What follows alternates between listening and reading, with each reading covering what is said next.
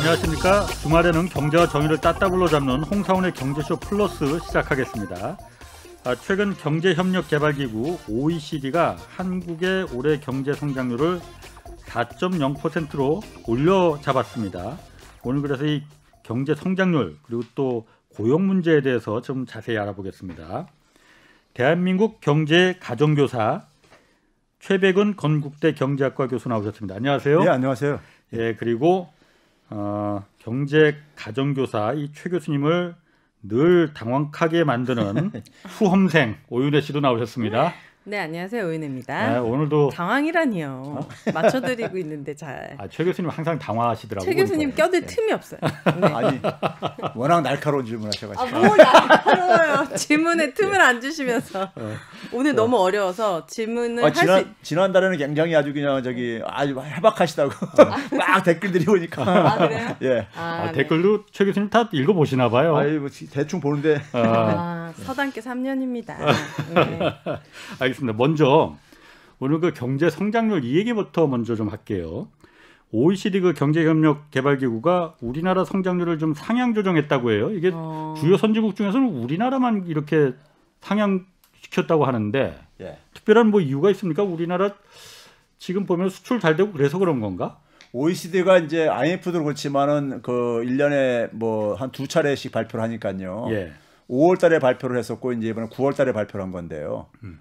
이제 IMF 같은 경우는 4월 달에 발표하고 이제 7월 달에 발표를 했었기 때문에 그런데 한번 생각을 해보세요. 7월 이전까지만 하더라도 팬데믹이 사실 이렇게 악화되기 전이잖아요. 예. 그러니까 그때는 이제 그러니까는 그 상반기 때는 다들 성장률도 다들 올렸었어요. 예. 올렸었는데 OECD는 9월 달인데 7, 8, 9월 달이 이제 이게 악화된 이제 뭐 미국도 뭐 10만 명 넘게 막 나오고 막 이렇게 가면서 네. 이제 팬데믹이 좀 이제 경제에 부정적인 영향을 미칠 가능성이 나오면서 좀 이제 하향 조정들을 하는데 네. 그 와중에 한국은 어쨌든 간에 그래도 좀 이제 지난 5월 달보다는 좀 올렸는데 어떻게 보게 되면 한국을 5월 달에 좀 이제 좀 너무 그 적게 봤던 거, 낮게 봤던 것도 있고요. 낮게 봤던 것도 있고 한국 같은 경우는 지금 그러니까 성장률 잘 나가는 게요. 사실 팬데믹과는 큰 관계 없이 수출 때문에 가는 거거든요. 수출 때문에요. 그러니까 수출이 지금 역대급으로 잘 되고 있다고. 예, 수출이 지금 역대급으로 잘 되고 있을 뿐만 아니라 내용적으로 굉장히 좀 좋은 편이에요. 좋은 편이라 가지고. 그 팬데믹하고는 상관없어요 그러면은 코로나하고는? 이제 뭐 그 더군다나 이제 우리가 수출이 잘 되면은 국내 경제에 좀 좋은 영향을 미친다면요. 고용이 좀 나아지는 되는데 고용 나아지는 거 별로 못 느끼잖아요. 그러니까. 네. 그렇죠? 그 얘기는 결국 뭐겠습니까요? 다 그러니까 일자리하고는 별로 관계 없는 그러니까 사람의 일하고는 별로 손이 안 가는 쪽으로 그러니까 주로 수출이 잘 되고 있다는 거예요. 장치 산업도 이런 것들이요. 석유화학, 뭐 여수의 석유화학 이런 데 보게 되면 사람들 별로 안 쓰거든요. 그렇죠. 반도체도 그렇고요. 그러니까 석유화학이 유가가 회복이 되지면서 지금 뭐 우리나라에서 반도체 다음으로 수출액이 많은 부문인데 그러다 보니까는 이 팬데믹하고 크게 이제 관계가 없죠. 작년 같은 경우 수출이 2분기에 그러니까 큰 폭으로 추락했을 때는 유럽이나 미국 경제가 곤두박질 치면서 거기서 수입이 줄어들어가지고 수출이 이제 우리나라 수출 타격을 입혔던 건데 지금은 이제 그들 나라들도 어쨌든 간에 뭐 팬데믹과 같이 살아가려고 하고 이제 그러다 보니까 경제는 돌아가야 되겠고 미드 코로나입니다. 네. 그러니까 이제 뭐 우리나라 같은 경우 수출을 생산하는데 별 차질이 없고 더군다나 글로벌 공급 체인이 많이 좀 이제 이게 막 지금 엉클어지고 있잖아요.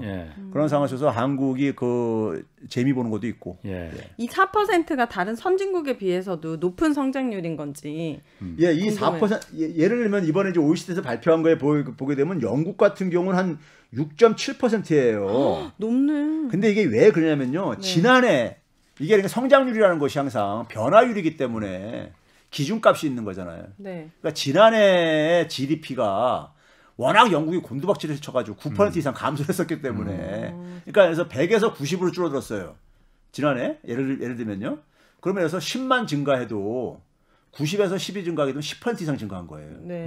근데 지난해 수준으로 돌아간 거잖아요. 그래봤자요. 그래서 이제 그 한국 우리는 지난해 가장 이 성장률 하락이 낮았던 나라다 보니까는 낮았던 0.9%만 우리는 하락을 했으니까는 그러니까 우리나라는 이제 많이 올라가는 게 한계가 있는 거죠. 많이 올라가는 게. 그래서 그런 점에서는 4%면은 IMF는 4.3%까지 전망을 하고 있어요.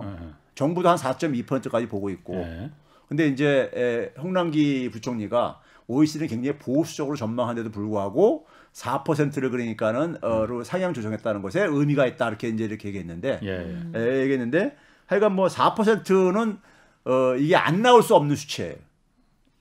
왜 그러냐면은 상반기에 2.5를 달성했어요 이미요. 그러니까 하반기에 0.7%씩만 나와도 살을 채우는 거예요. 그렇기 때문에 이거는 그러니까는 지금 아주 큰 충격이 없지 않는 이상에는 수치가 4 이상 나오는 거는 현실적으로 이건 현실적으로 그러니까는 4, 2 미만으로 떨어지는 게 더 확률적으로 낫다 이겁니다. 그러니까 상반기 2.5% 이미 달성했기 때문에 3분기, 4분기에 0.7 정도만 돼도 그럼 4% 넘을 수도 넘을 것 그렇죠. 같은데?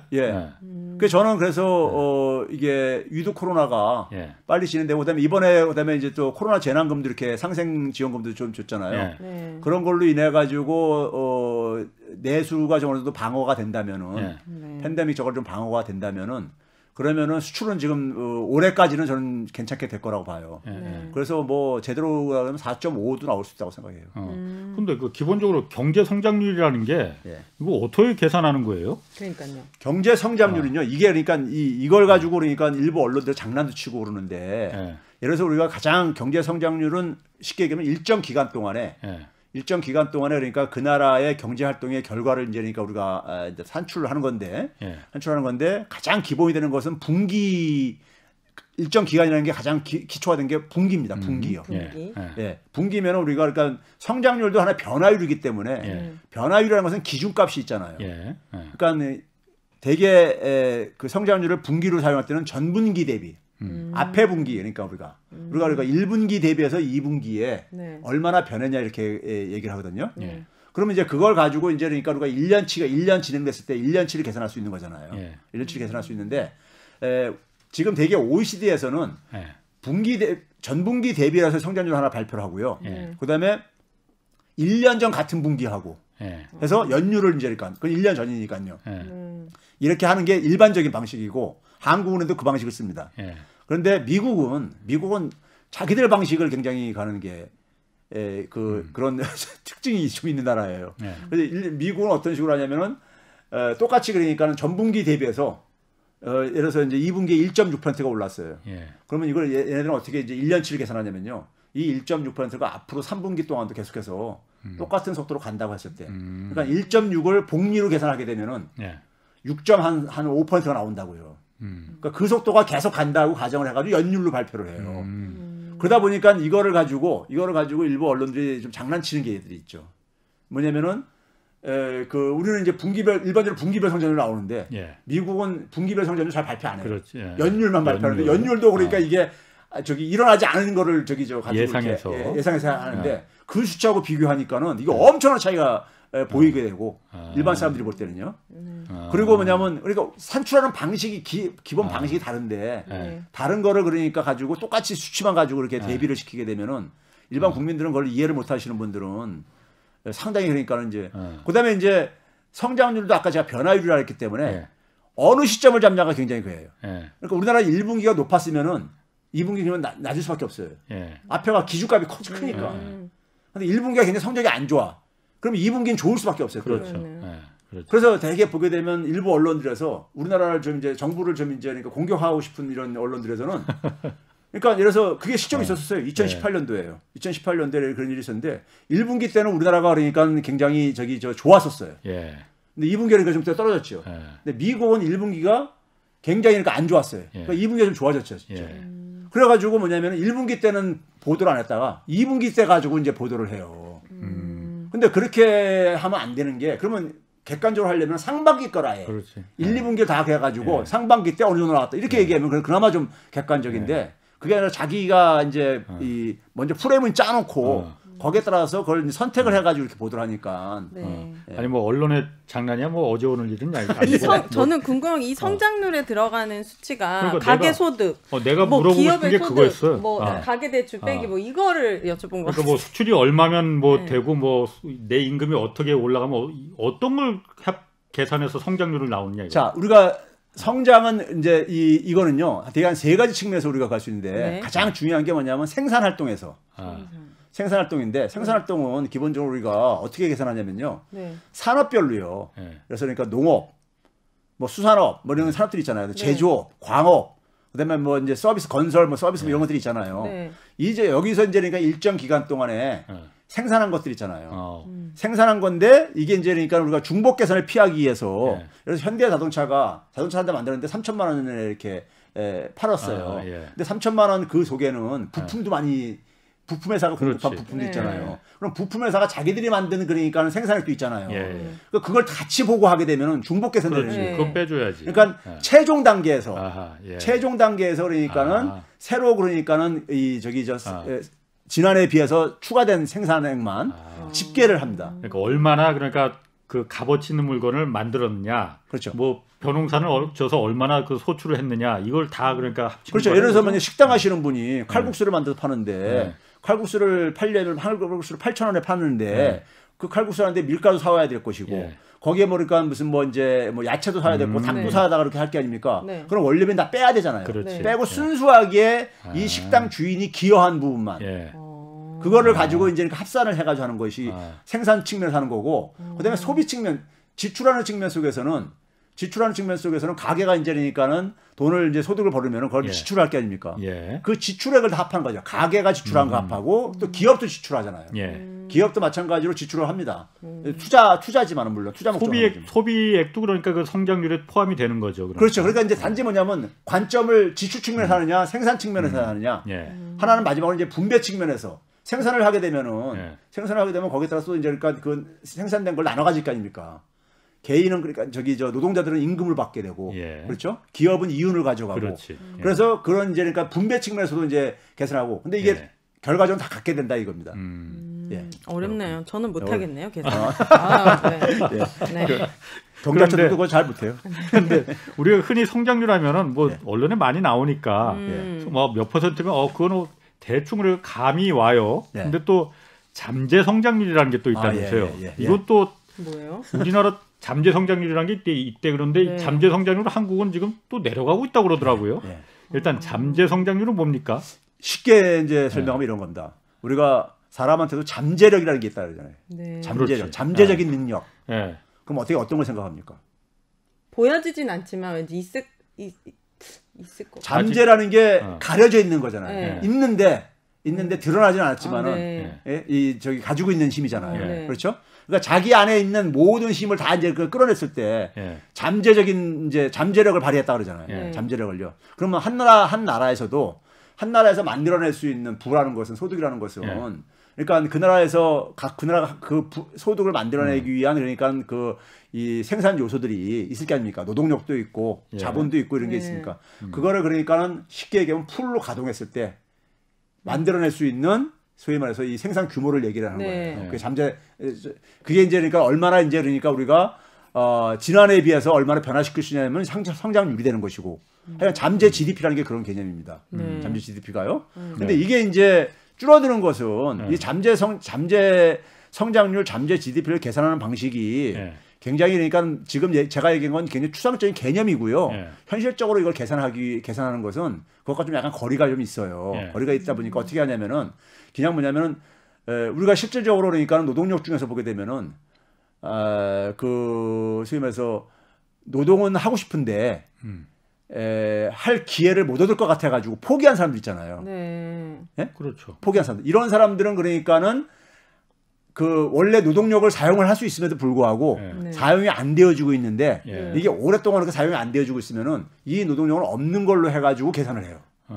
쉽게 얘기하면요. 포기했는데 하고 싶은데도 일자리가 없어서 포기했는데도 그걸 없는 거로 그냥 친다 이거죠. 그렇죠. 원래 잠재 생산률은 노동력도 다 투입됐을 때 이게 그러니까 나오는 걸 결과해야 되는데 그러다 보니까 뭐냐면 우리가 뭐 이번에 팬데믹 겪으면서는 여성들 특히 주부들이 많이 그러니까 이제 그 아이들 돌봄 때문에 일자리를 많이 그러니까 이제 잃고 그랬잖아요. 그만두곤 하잖아요. 그런 부분들이 팬데믹이 오래가면서 그런 부분들이 지속될 게 아니겠습니까? 그러니까 그것도 이제 노동력의 감소로 이제 그러니까 떨어진 걸로 우리가 동원할 수 있는 노동력의 이제 감소로 이렇게 잡히는 거죠. 잡히고 그리고 이제 뭐 기본적으로 저출산 목요일 날 얘기했지만 뭐 저출산 같은 경우도 이제 그거죠. 그게 소위 말해서 생산 가능 인구가 줄어드는 거죠. 생산 가능 인구가 절대적으로 줄어드는 게 그것도 대표적인 거죠. 그다음에 이제 뭐냐면 자본 같은 경우도 돈을 아무리 투입해도 돈이 안 돌잖아요. 안 돌게 되고 그러면서 뭐냐면 경제가 안 좋아지니까 금리를 낮추잖아요. 낮추면 소위 말해서 좀비 기업들, 수익성이 없는 기업들이 가게 되면은 수익성이 없는 기업들이 계속 이게 수명이 연장되거나 늘게 되면 있잖아요. 생산성을 떨어뜨린다고요. 그렇지. 성장의 중요한 부분이 생산성이거든요. 그러니까 생산성을 떨어뜨리는 것도 잠재 성장률을 낮추는 하나의 요인이죠. 그래서 잠재 성장률이 다들 나라들이 떨어지는 이유가 금융위기가 많이 떨어지는 이유가 제가 볼 때는 핵심적인 게 생산성이 떨어진 거. 우리나라 같은 경우는 생산 가능 인구와 아까 저출산 같은 것 때문에 줄어든 거 이런 것들이 그런데 생산성 떨어지는 게 가장 지금 심각합니다. 생산성이 좀비기요? 인구보다도 그래요? 생산성이요. 생산성이 미국 같은 경우도 보게 되면 금융위기 이전에 비해서요 절반 이하로 떨어졌어요. 생산성 증가율이. 그럼 잠재 성장률을 이렇게 따지는 이유는 뭐예요? 왜 따지는 거예요, 이거는? 이제 그 잠재 성장률이라는 것은 우리가 뭐에 도움이 되길래 우리가 그래서 그 경제 성장률이 잠재 성장률보다 그러니까 실제 경제 성장률이 낮으면은 경제가 그러니까 그만큼 뭐냐면 이게 잘 순환이 안 되고 있다는 걸 의미를 하는 거란 말이에요. 뭐가 낮으면 잠재 성장률이 잠재 성장률보다 실질적인 성장률, 실제 달성한 성장률. 우리가 흔히 말하는 그 성장률이 그렇죠. 낮으면 우리가 평상시에 우리가 접하는 그 성장률이 낮게 되면은 경제가 안 좋은 거로 이제 보는 거죠. 경제가요. 그렇겠죠. 그러면 이제 그때는 뭐냐면 이제 정부가 경기를 부양을 해야 되는 거잖아요. 그러니까 뭐냐면 민간 부분에 의해 가지고 시장에 의해 가지고 경제가 소위 말해서 이 정상적으로 안 돌아가는 상황이니까 체력이 딸려 가지고 정부가 대신 아니면 한국은행이 돈을 더 푼다든가 이런 이제 그러니까는 이 처방을 이제 요구를 하게 되는 거죠. 만약에 그게 잠재 수준만 높으면은 너무 경기가 과열됐다. 과열됐다고 그렇게 해석을 하는 것이고요. 아니 그런데 그게 실제 우리가 흔히 말하는 그 경제 성장률이 잠재 성장률보다도 낮은 그런 경우도 있어요? 없을 것 같은데. 잠재 성장률보다? 이 많죠. 경기가 그래서 지난해 같은 경우가 다 마이너스 곤두박질 쳤잖아요. 근데 그게 대표적인 극단적인 예지만은 그건 좀 극단적인 예 같고 그냥 평상시 같은 경우에는 경우도 그러니까 우리가 경기가 이제 침체에 빠진다고 할 때 예를 들면 그러니까 이제 우리가 그 2017, 18년도 지나면서 2019년도에 성장률이 다들 떨어졌거든요. 팬데믹 이전에요. 2019년도에 왜 그러냐면 반도체 경기가 식으면서 반도체가 2017, 18년도에 굉장히 막 화랑을 빚다가 그게 이제 그러니까 이제 이것도 사이클이 있으니까 반도체도 이게 재고를 많이 확보하게 되면은 그다음에 이제 주문이 줄어들면서 공급은 계속 가면서 그러면 이제 그게 줄어들면서 이제 그러니까는 이게 성장률을 둔화시킬 수가 있죠.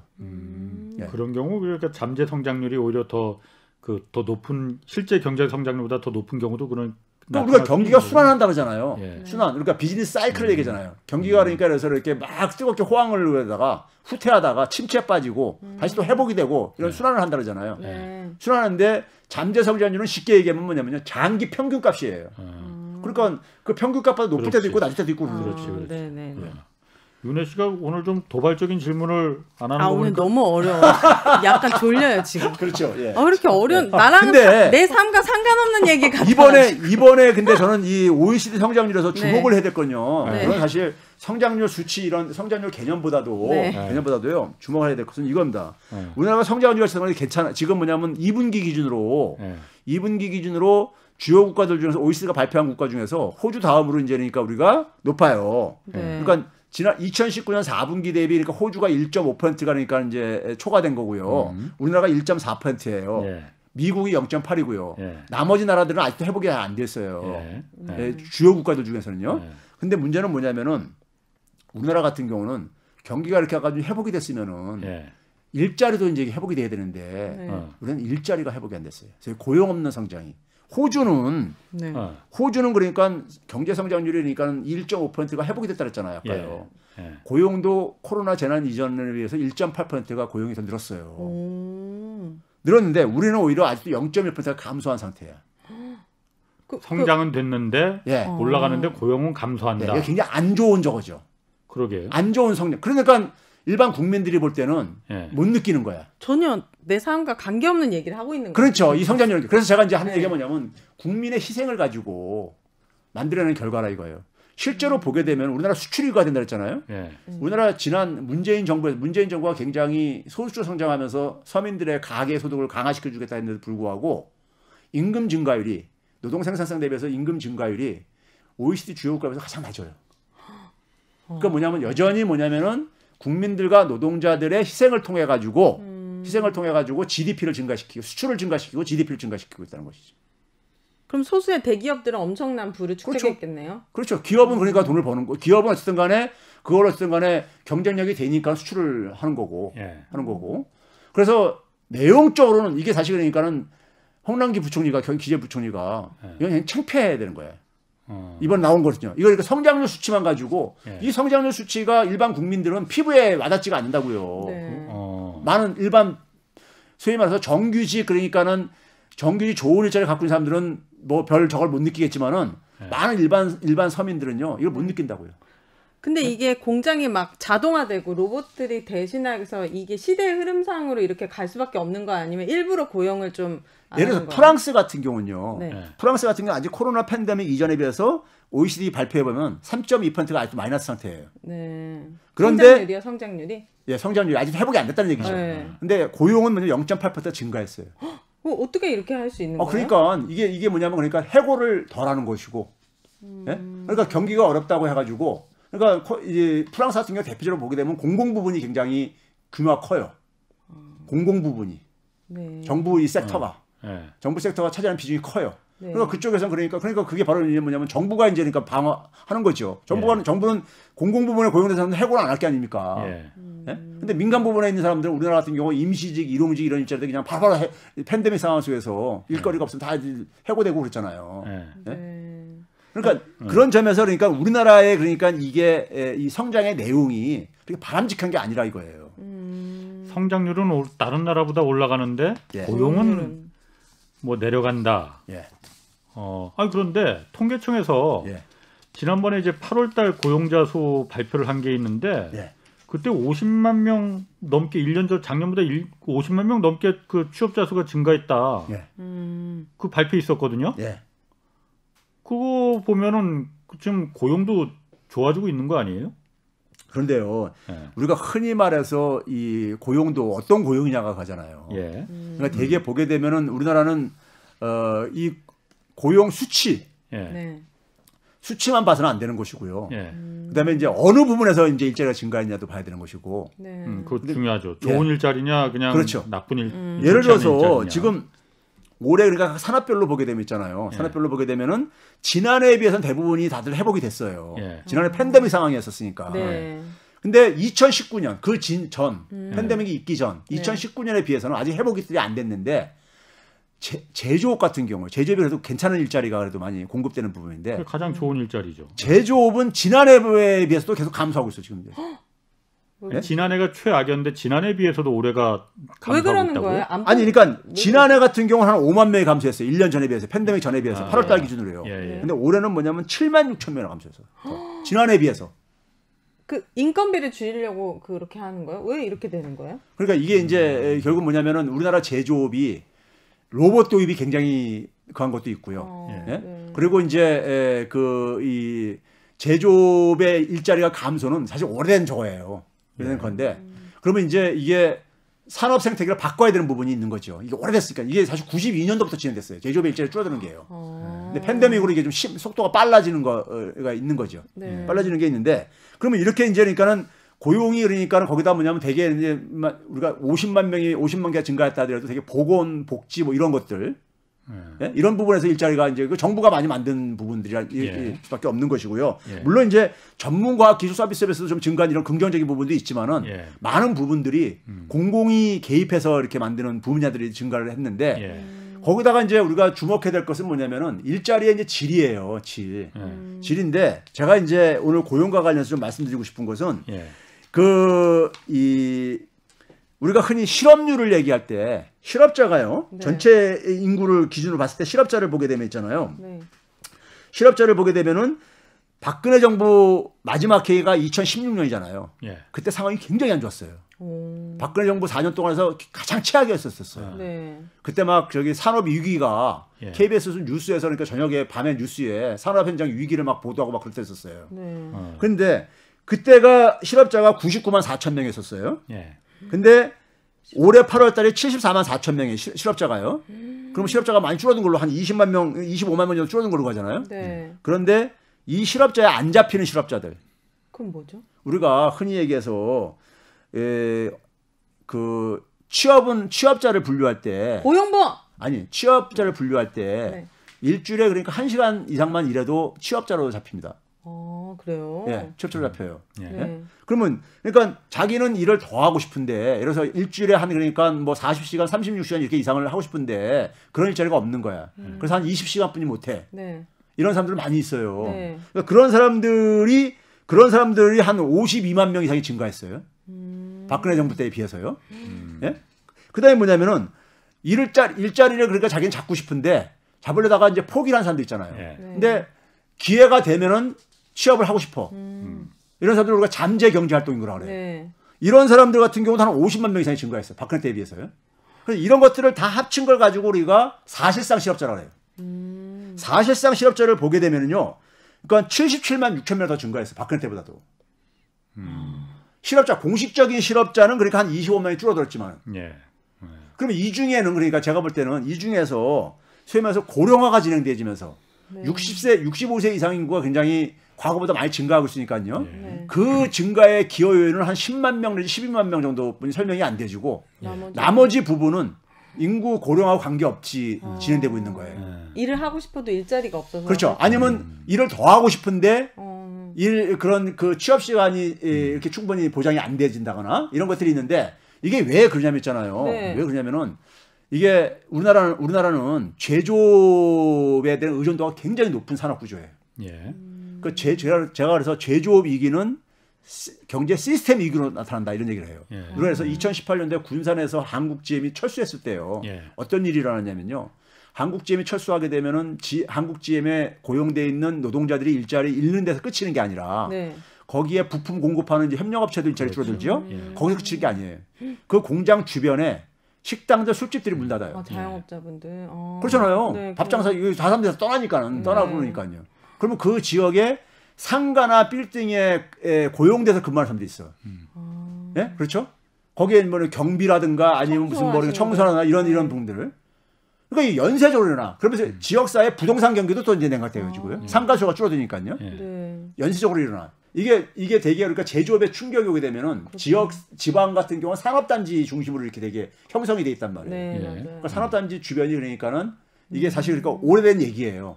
그러면 이게 우리가 일반적인 자연 생태계를 보게 되면 자연 생태가 건강하지 않냐의 기준은 뭡니까요? 생물종의 다양성 이런 걸 얘기하잖아요. 네? 마찬가지입니다. 경제도 산업도 어떤 특정 산업에 이렇게 의존도가 높으면요, 그 산업이 타격을 받았을 때, 그게 그 전체가 경제가 흔들거리는 거예요. 그러니까요. 그러면 결국 뭐냐면 제조업이 이렇게 역할이 끝나가는, 이건 기술 진보 때문에 생기는 것도 있고, 그러면 이 제조업에서 일자리 줄어드는 것을 출구를 만들어야 되는데 이게 지금 그러니까 안 되고 있는 거예요.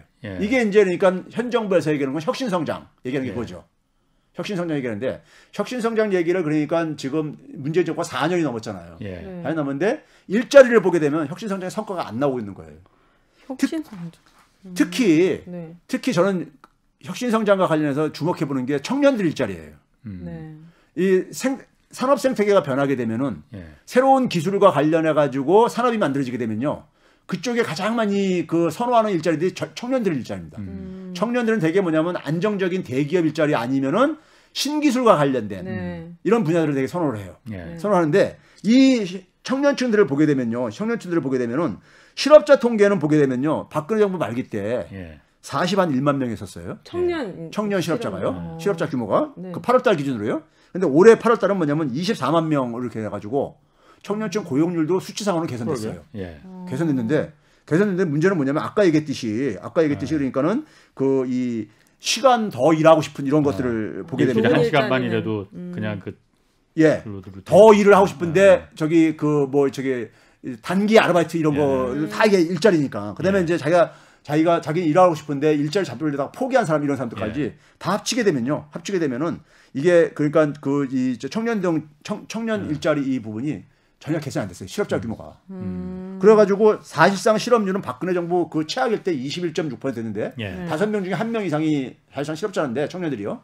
지금도 21.7%예요.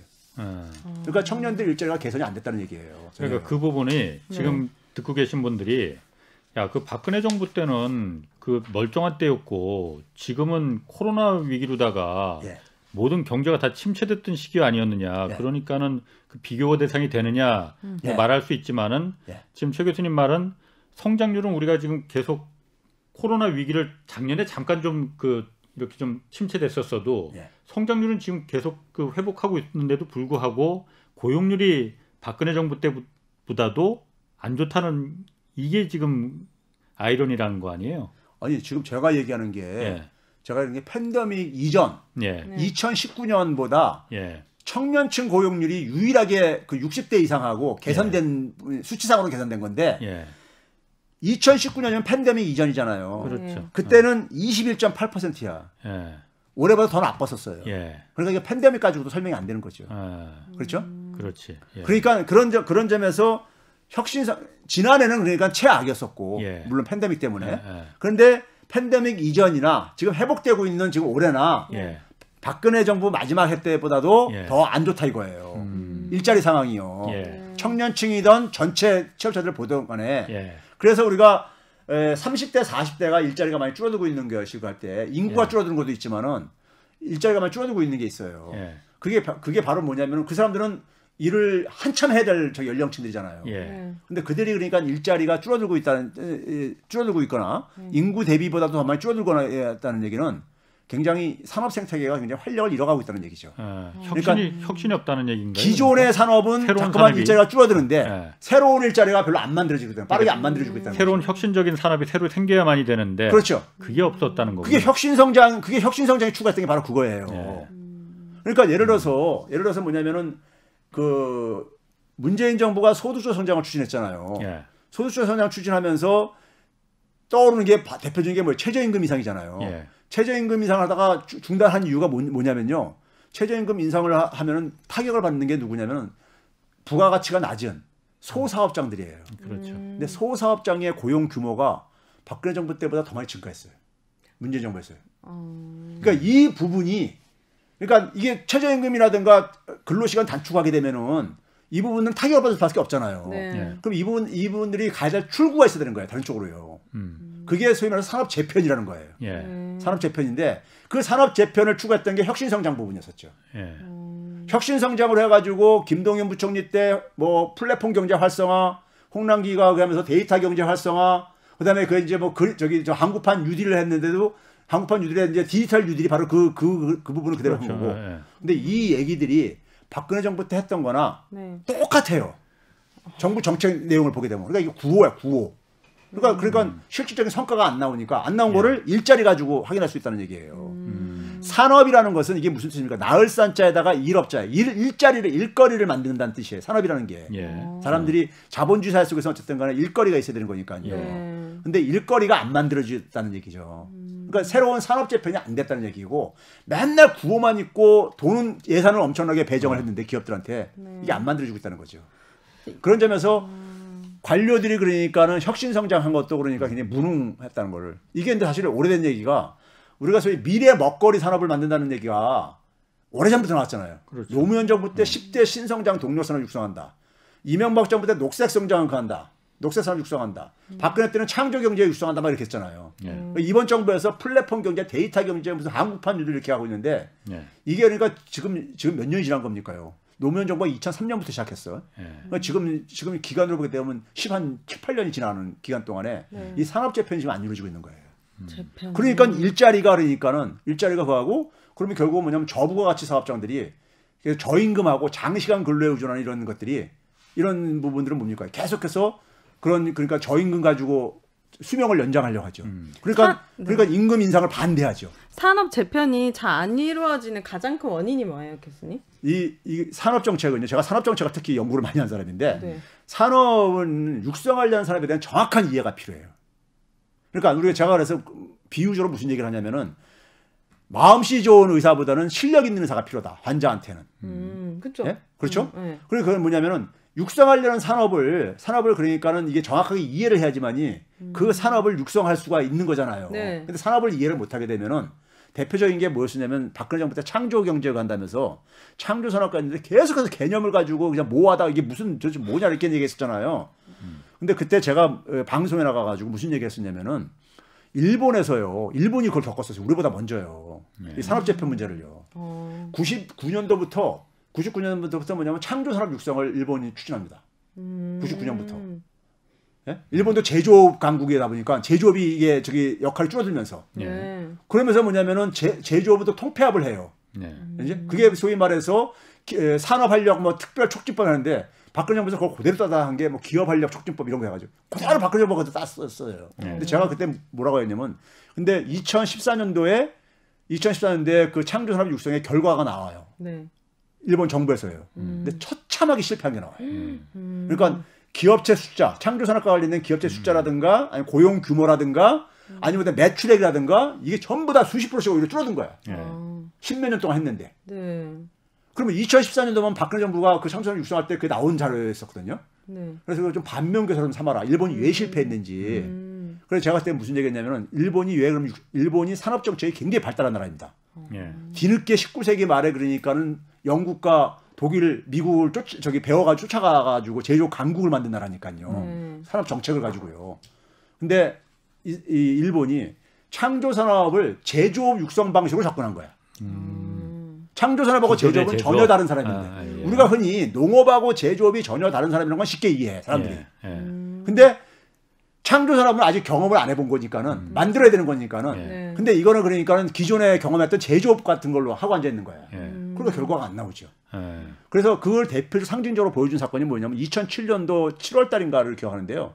이 금융이 터지기 전에 미국의 뉴스위크라는 잡지 있잖아요. 거기서 표지 저걸로 뭘 잡았냐면 애플이 절대 일본 기업이 될 수 없는 이유. 이런 식으로 조롱을 해요. 그러니까 일본에서는 절대 애플 같은 기업이 못 나온다. 그러니까 창조 산업 육성한다고 하는데 일본의 지금 산업 정책이라든가 일본의 교육 정책이라든가 이런 거 보게 되면은 그래서 아베가 집권하고 나서 그걸 가지고 한다면 무슨 얘기냐면 교육 혁명을 해야 되겠다. 왜냐하면 창조 산업이라는 것은 사람들이 좋은 아이디어가 많이 나오고 이제 이래야 되는 건데 그렇죠. 사람의 아이디어에서 나온 거지. 과거 제조업은 뭐냐면 돈을 많이 투입하면 됐던 거예요. 돈을 자본이 결정했었어요. 과거엔 그랬죠. 지금은 근데 사람의 좋은 아이디어가 결정한단 말이에요. 그런데 일본도 우리나라랑 교육랑 비슷하거든요.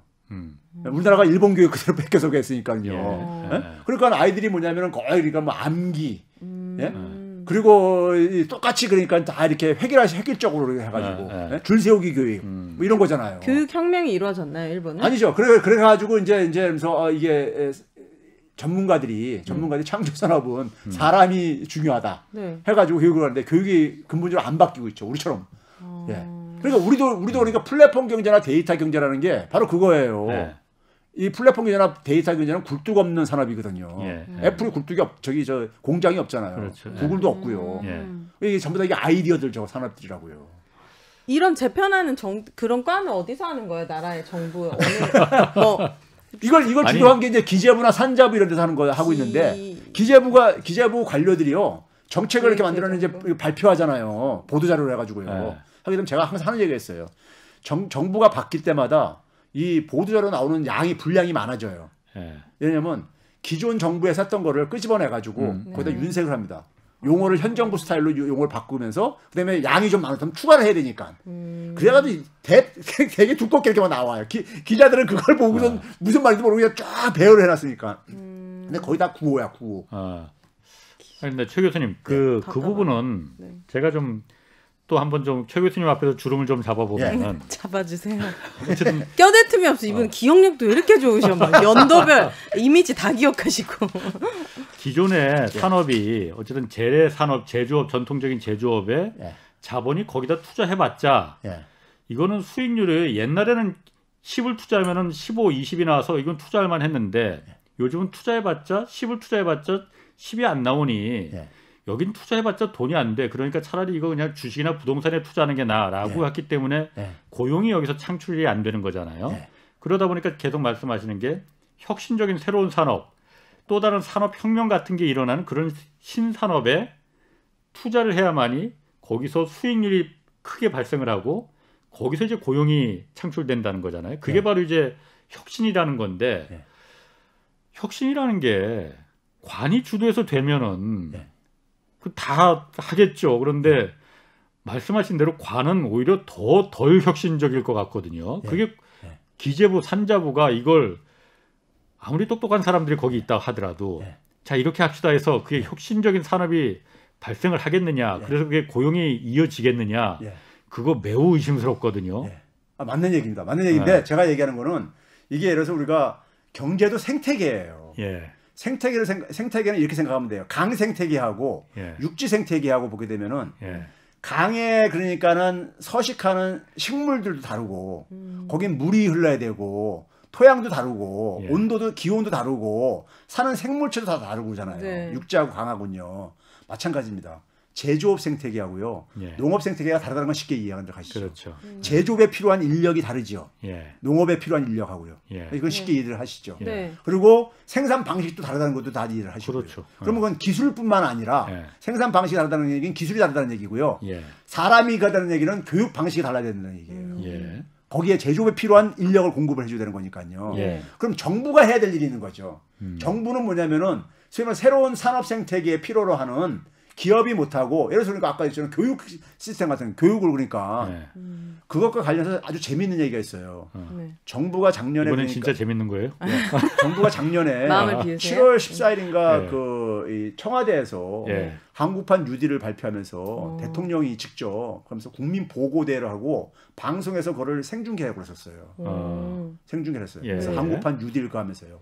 국민 보고대를 하면서 그래서 홍남기 부총장 나와서 이렇게 뭐 PPT 저기 가면서 막 하면서 생중계되고 그랬었습니다. 방송에서.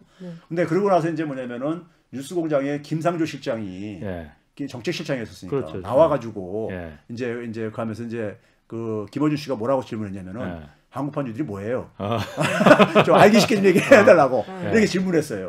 그때 이제 김상조 실장이 뭐라고 얘기했냐면은 디지털 뉴딜하고 그린 뉴딜이 있는데 이걸 쉽게 예를 든다면서 뭘 얘기했냐면은 그린 스마트 스쿨 프로젝트를 소개하겠다 그랬어요. 그린 뭐라고요? 그린 스마트 스쿨. 그러니까 그린 뉴딜하고 디지털 뉴딜이 양축이었었어요. 한국판 뉴딜에. 합친 거예요? 근데 이제 그거를 다 같이 관련된 게 근데 스쿨이 들어가 있잖아요. 스쿨이 뭐냐면 그러니까 전국에 학교가 한 5천 몇백 개가 된대요. 근데 이게 많이 노후화가 됐대. 노후화가 됐으니까 이번 기회에 이게 이제 그러니까 비대면이 중요해지고 그랬으니까는 디지털화 시켜야 되겠다 이거예요. 학교를요? 학교가 어차피 이제 노후화된 걸 다 뭐 개증축도 개조도 하고 증축도 하고 막 해야 되는데 디지털화하겠다 이거예요. 그러니까 디지털 스쿨로 만드는 거죠, 그러니까요. 소위 말해서 비대면 수업도 하고 그러려면요, 그렇잖아요. 거기다가 이제 뭐냐면은 코로나 팬데믹으로 이제 그러니까 우리가 기후 변화도 굉장히 중요해지고 그러니까는 그러니까 뭐냐면 이번 기회에 이것도 이제 그린. 이제 신재생 에너지 이런 걸 쓸 수 있게 이렇게 바꾸겠다 이거예요. 그러면서 이게 이제 그러니까 대표적인 그러니까 한국판 유일의 대표적인 사업이 그린 스마트 스쿨 학교를 스마트화하고 그린화 시키겠다는 이걸 이제 예를 들은 거예요. 이렇게 이해하면 됩니다 하면서 이렇게 얘기를 한 거예요. 그건 뉴딜이 아니지. 홍 기자님 빠르시네. 제가 그래서 일주일에 제가 거기 출연해가지고 어떻게 평가했냐 들었냐 김 실장이 얘기하는 거 김원준 그래서 제가 그래서 무슨 얘기했냐면요. 우리가 조선시대 말에 소위 개와 선구자들이 우리가 이제 근대화에 뒤처졌잖아요. 그래서 서양을 이제 그러니까 문물을 견학을 갔어. 가보니까 거기 보니까 막 학교가 근대식 건물로 이렇게 막 돼 있고 그렇게 아닙니까요. 그러니까 우리나라는 여전히 서당 이런 게 있었던 시절에 돌아와가지고 그러니까 근대식 건물 학교를 만들었어요. 가르치는 선생님은 똑같고. 그렇죠. 거기서 이제 맹장하고 공장하고 있으면은 그럼 근대화가 되냐 이거예요. 그렇죠? 슬프다. 이제 그런 식인 거야. 그러니까 이게 생태계 개념으로 이해를 하면은 거기 그 안에서 그러니까 그 산업에 필요로 하는 그러니까 교육 방식도 달라져야 되고 내용도 달라져야 되고 다 그래야 되는 거잖아요. 네. 예? 그러니까 예를 들어 과거에 공장에서 현대 자동차에서 그러니까는 그 엄청난 설비에서 사람이 하는 역할 그런 저기 하는 거 콘베이에 옆에서 하는 거하고 지금 그러니까 예를 들어서 애플이나 이런 데서 그러니까 아이디어를 발휘해가지고 하는 역할은 전혀 다른 노동이잖아요. 네. 그럼 사람을 그러니까는 이게 교육하는 방식 자체가 내용이 달라져야 되는 거잖아요. 근데 이건 빼놓고 학교 자체를 그러니까 건물을 그러니까 그래서 스마트화 시키고 그린화 시키면은 그러면 이게 그러니까는 그런 그린 생태계, 그린 산업과 그다음에 디지털 산업 생태계가 이게 만들어지는 거냐고요. 제가 이제 그런 식으로 이제 비유를 내가 그런 식으로 해줬어. 그러니까 만들려면은 그러면은 그 사실 그럼 정부가 하는 게 바로 뭐겠어요? 교육 시스템 교육을 바꾸는 건 정부가 지금도 장악하고 있잖아요. 그러니까 우리나라 정부가 우리나라는 그 동안에 뭐냐면 기업들도 추격형 산업화할 때도 제조업 추격형이었죠, 그러니까. 앞에 나라들이 한 걸 가지고 베껴서 한 거잖아요. 그러니까 우리나라는 교육도 앞에 나라들이 한 걸 갖다가 주로 독일이나 일본에서 한 걸 갖다가 이게 소위 말해서 국가 주도형 시스템이죠. 국가가 교육 내용까지 초등학교 때 뭘 가르쳐라, 중학교 때 뭘 가르쳐라 쫙 해가지고 그다음에 그걸 가능한 한 빠른 시간 내에 많은 국민들이 하여간 교육시키게 이런 국가 공교육 시스템 이걸로 그랬잖아요. 근데 그게 제조업 시대 때는 그게 먹혔던 것이고 독일이나 일본이 앞에서 이렇게 저기 먼저 그 경험을 했으니까는. 근데 지금 뭐냐면 우리가 제조업 이후의 사회는 그러니까 지금 이게 어느 나라도 안 가본 사회고 하는데 그 속에서 하겠다는데 우리는 여전히 뭐냐면은 그 방식이 옛날 방식으로 똑같이 하고 있다 이거예요. 일부 국가들에서 소위 말해서 플랫폼 경제를 활성화시킨 나라들에 대해서도 적어도 그들은 어떻게 했는지를 이해를 해야 되는데 그게 이해가 안 돼 있다 이거예요. 우리나라 최고 기업들도 이해가 안 돼 있습니다. 다른 나라도 그거는 그렇게 뭐 지금 해본 적이 없는 부분이기 아니죠. 때문에 예를 들어서 미국 같은 경우는 시총 그러니까 10대 기업뿐만 아니라 시총 50대 기업 안에 대부분이 플랫폼 기업들입니다. 그러니까 플랫폼 경제를 제가 그래서 그래요. 관료들 만나면 플랫폼 경제 활성화하려면은 당신들 정책이 제대로 된 정책이냐 아니냐는 뭘로 가지고 보면 되냐면은 창업하는 사람들이 플랫폼 사업 모델로 창업이 막 일어나면 되는 거다. 플랫폼 사업 모델이 많이 만들어지면 플랫폼 산업이 되는 거니까. 근데 지금 당신들 창업 뭐 벤처 한다는데 벤처들 중에서 플랫폼 사업 모델이 몇 개나 되는 거 같냐. 이런 얘기를. 그걸로 당신들 정책이 판가름 난 거다. 이거 오늘 주제하고 약간 좀 벗어나긴 하는데 플랫폼 얘기가 나왔으니까 지금 카카오 두드려 맞고 있거든요. 이런 표현 써도 되나? 중국 역시 마찬가지거든요. 플랫폼이 어쨌든 혁신이라는 거 봤는데 누구는 혁신이 아니라 약탈이라고 말합니다. 이걸 그러면은 그 플랫폼 기업 즉 최 교수님 플랫폼이 있느냐 없느냐 그 기업가들이 플랫폼 사업을 해서 이걸 갖다가 창업을 하느냐 안 하느냐 이게 중요하다고 했는데 이거로 가는 게 맞는 방향입니까? 그러면? 지금 우리가 플랫폼이라는 것은 다른 말로 바꾸면요 디지털 생태계라 그래요. 그러니까 소위 말해서 우리가 온라인에서 경제활동 새로운 생태계가 만들어지는 거예요. 쉽게 얘기하면요. 과거는 오프라인에서가 했는데 근데 이게 지금 진화 중인 거야. 완성 형태가 아니야. 완성이 된 게 아니라요. 완성 아니에요 지금? 완성 아니죠. 이 디지털 생태계가 되려면요. 디지털 상의 모든 걸 다 연결이 돼야 되는 거야. 연결이 된 다음에 그 다음부터 이제 시작인 거예요. 거기서 이제 사람들 다 모였어. 모이면 거기서 그 다음에 뭐냐면 이게 혁신을 한다는 얘기는 혁신은 쉬운 말로 하게 되면 돈벌이 방식이에요. 새로운 돈벌이 방식인 거야. 그렇죠? 새로운 가치 창출 방식이니까 좀 고급스럽게 얘기하면 혁신이라는 게 그런 뜻이에요. 그러면 새로운 돈벌이 방식이 이루어져야 되는데 디지털 상에서 모든 걸 연결을 하면 두 가지 방식입니다. 하나는 먼저 연결됨으로써 사람들이 우리가 데이터가 이제 폭발적으로 증가하죠. 그렇죠. 그 데이터를 가지고 새로운 사업거리를 만들어내야 되는 거야. 그다음에 뭐냐면 그 연결된 속에서 자기가 안 갖고 있는 자원하고 상대방이 갖고 있는 자원을 연결해서 돈벌이가 될 만한 거를 상상을 해내야 되는 거야. 해야 되는 거야. 이게 굳이 사람이 만날 필요가 없어. 근데 그렇게 해야 되는 거야. 근데 그렇게 하려면은 과거의 기업들은 뭐냐면요. 자기 혼자만 잘하면 됐어. 자기 혼자만. 연결할 필요가 없어. 자기 혼자만 잘하고 자기가 잘 만든 물건을 그러니까 살 거냐 말 거냐 이렇게 하면 됐었는데 지금은 다 모든 게 연결을 통해서 해야 되는 건데 근데 이제 이게 되려면 사람이 기본적으로 인간형이 바뀌게 되는 거예요. 연결이 되려면은 뭐가 필요합니까? 최소한요? 그리고 연결되려면 사람 소통이 돼야 되는 거잖아요. 네. 소통이요. 우리가 소통이 굉장히 강조되는 이유가 있는 거예요.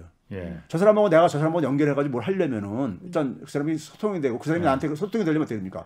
믿음이 있어야 되고 그다음에 뭐냐면 혼자 처먹지 않는다는 게 믿음도 있어야 되는 거잖아요. 예? 연대감도 있어야 되고 그래야지만 협력이 이루어지고 지속적인 협력이 이루어지려면은 이걸 혼자 가지면 안 되는 거죠. 지 혼자 챙기고 할 수 있으면 그냥 끊어지죠. 그렇죠? 이게 그러니까 기존의 산업사의 규범하고 완전히 다른 규범이 작동하는데 디지털 생태계는. 근데 이건 다른 사람을 요구한다는 것은 제가 교육계에서 31년 지금 교수 생활을 하고 있는데 교육을 어떻게 정했냐면 사람을 만드는 일이라고 제가 정을 해요. 교육이라는 게 그런 거잖아요. 학교 교육이든 가정 교육이든 간에 사람을 만드는 일이잖아요. 사람을 새로운 사람을 만들어야 되는 거예요. 디지털 생태계에 살아갈 사람을. 제조업 생태계 때 살아갈 사람을 우리가 농업사회하고 다른 우리가 교육을 시켰듯이. 근데 여전히 뭐냐면 제조업에 우리가 모든 이 관성을 가지고 모든 걸 우리가 하고 있다 보니까는 사람들이 그러니까 이게 미국 같은 경우 하더라도 다 연결을 시켜가지고 엄청난 플랫폼을 만들었는데 그 속에서 그러니까 참여하는 사람들이 거의 수탈을 하고 있는 거죠. 저는 아까 카카오인데 카카오는 플랫폼 아니에요, 그거요. 아, 플랫폼 아니에요? 그거는 그냥 메신저. 신기술을 이용을 해가지고 신기술을 이용해가지고 그냥 기존 산업하는 거잖아요. 그럼 어떤 게 플랫폼이에요? 대표적인 플랫폼이 어떤 거냐면요. 우리가 이 모든 걸 연결하기 위해서 2000년대 대표적인 사업이 일어난 게 페이스북 스마트 모빌리티 사업입니다. 그러니까 뭐냐면은 다 틀리네. 아니 페이스북도 중요해요. 근데 문제는 뭐냐면은 스마트 모빌리티는 뭐냐면은 이동하는 순간에 다 연결해야 되겠다 이거예요. 우리가 90년대까지만 우리가 스마트폰이 나오기 전에는 코드리스 폰이었잖아요. 무선 전화기. 그때는 전화기였잖아요. 근데 스마트폰을 생각한 건 뭐냐면은 전화기를 스마트화 시키겠다 이거예요. 지금 우리가 쓰는 스마트폰처럼 데이터 쓰고 인터넷 쓰고 이렇게 하겠다 이거예요. 그걸 처음 새로운 그 제품을 구상을 할 때 구상을 하면서 그럼 뭐가 필요합니까요? 스마트폰 기능 하려면은 어플이 많이 공급돼야 되잖아요. 그럼 그 어플을 어떻게 거기다가 어플 공급 생태계를 만들 것인가? 어플이란 건 그 이전에 없던 상품이야. 그렇죠? 근데 어플을 만들려고 했는데 뭐냐면은 기업이 전통적으로 어떻게 하냐면요. 자기 직원들한테 빨리 이거 만들어내. 이렇게 한다고. 근데 스티브 잡스는 애플은 어떻게 했습니까? 와서부터 다 이게 만들어서. 어플이라는 게 다 아이디어야. 아이디어. 그러니까 전 세계 이 기업 바깥에 사람이 더 많잖아요. 70억 명 이상 있잖아요. 이 사람들한테 이 사람들의 아이디어를 좀 활용해야 되겠다. 아이디어인 사람들한테. 그 아이디어를 여기서 쏟아내게 하려는데 그냥 쏟아내? 아무 이익도 안 생기는데? 그러니까 뭐냐면 어플을 쏟아내면은 아이디어 쏟아내면은 7대 3으로 너 돈 줄게. 7대 3으로 나눠갔자. 그러니까 돈 벌 기회를 주니까는. 7이 누구예요? 개발자지. 오, 예? 대박. 이쪽은 그 iOS만 제공한 건데. 그렇게 해가지고 엄청난 앱을 공급을 이렇게 생태계를 만든 거잖아요. 삼성 지금 너무 많이 먹어간다고 지금 그래서 삼성? 두들겨 맞고. 그렇죠. 근데 삼성은 그 당시 어떻게 했는지 아세요? 삼성은 스마트폰 그 당시 뛰어들면서 그 당시에 스마트폰 만들면서 금세 쫓아갈 수 있대. 그래서 어떻게 했냐면은 40몇 초창기에 인기 어플 개발자들 40몇 명을 채용을 하더라고. 그게 뭐냐? 그래서 내가 뭐냐면 뼛속까지 제조업체다. 삼성은. 예? 그러니까 이게 뭐냐면 플랫폼 사업 모델에 대해서 이해가 안 돼 있는 거야. 이해가 안 돼 있는 거야. 그러니까 이게 그러니까는 그 우리나라에서 지금 최백은 교수님 빼고 이해하신 분이 없는 거예요 지금? 어떻게 현장에 있는 미래를 희망을 갖고 싶은데 어떻게 해야 돼요? 현장에 있는 젊은 사람들이 이게 이해가 되는 사람들이 있어요. 근데 이제 문제는 뭐냐면요. 문제는 뭐냐면은 그러니까 이게 혁신이라는 것은 아까 얘기했듯이 어플 같은 경우는 없는 상품 만드는 거잖아요.